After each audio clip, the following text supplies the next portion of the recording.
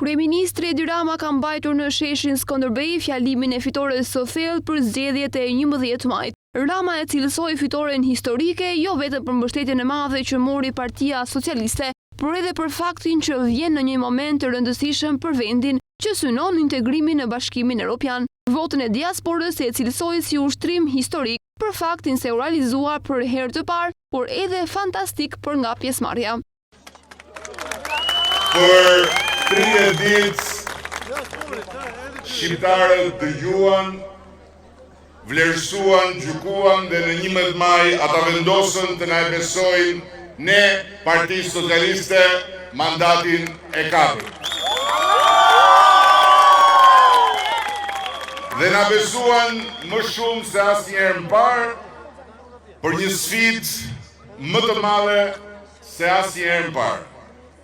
Sepse në 4 vjet ne mbollëm ende më shumë besim tek Shqipëria, prandaj mblodhëm ende më shumë besim nga shqiptarët.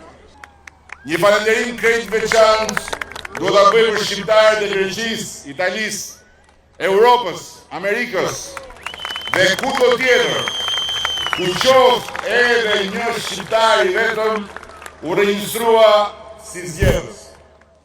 Ka qenë një ushtrim i parë historik për nga fakti i herës parë dhe fantastik për nga numri pjesëmarrësve në raport me atë të regjistruarve, një ndër më të lartët në votimet e diasporës që kemi parë në Europë.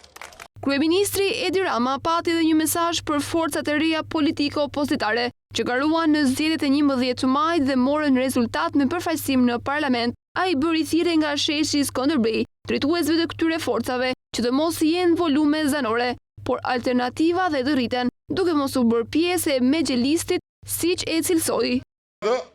Edhe pse rezultati përfundimtar s'ka dalë akoma, mbase s'mbetet kredi njëjti, unë dua t'i përgëzoj udhëheqësit e partive të vogla opozitare, të cilët bën betejat e tyre jo të lehta dhe i mbijetuan presionit jo të vogël të ajrit mes forcave të mëdha kryesore.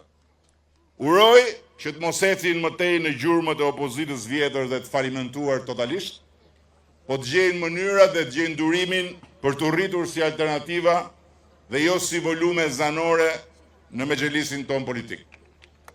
Kryeministri Rama premtoi se mandati 4 i qeverisë socialiste do të siguronte mbylljen e negociatave në 2027 dhe vendosjen e karrigës së Shqipërisë në dhomën e antarëve të Bashkimit Evropian. Sipas kryesocialistit, kjo është një profeci e heroit kombëtar Skënderbeu dhe që ai dhe socialistët patën fatin ta realizojnë.